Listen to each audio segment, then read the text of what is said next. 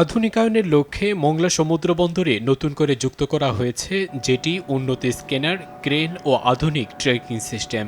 এতে বন্দরটিতে দিন দিন বাড়ছে কর্মব্যস্ততা, সেই সাথে বাড়ছে রাজস্ব আয়। গেল অর্থ বছরে মোংলা সমুদ্র বন্দরে রাজস্ব আয়ের লক্ষ্যমাত্রা ছিল প্রায় ৩৩০ কোটি টাকা। লক্ষ্যমাত্রা ছাড়িয়ে আয় হয় ৩৪৩ কোটি ৩৩ লাখ টাকা।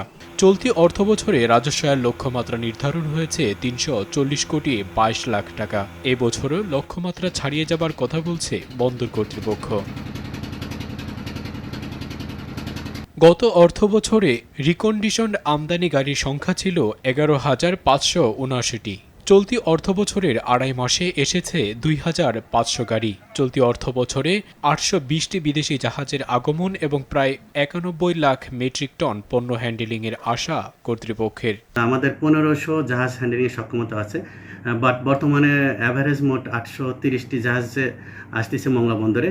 তো আমাদের সক্ষমতা 60% ব্যবহার হচ্ছে। তো আমরা যদি পূর্ণাঙ্গ সক্ষমতা ব্যবহার করতে পারি তাহলে আমাদের কিন্তু ১৫,০০০ জাহাজ হ্যান্ডলিংয়ের সক্ষমতা রয়েছে মোংলা বন্দরে।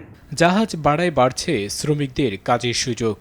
সেক্টরের শ্রমিকরা অনেক দুর্দশায় ছিল, বন্দরে জাহাজ ছিল না, বর্তমানে জাহাজ আসতেছে। বর্তমানে যেভাবে কাজ চলতেছে আগের থেকে অনেক আধুনিক হয়েছে এবং আরো গতিশীল হয়েছে।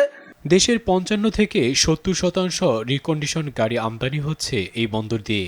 বন্দরের অবকাঠামো উন্নয়নের পাশাপাশি রাজধানীর সাথে যোগাযোগ ব্যবস্থার উন্নয়ন করা গেলে এই বন্দর হতে পারে নতুন আরেক অর্থনৈতিক সম্ভাবনা।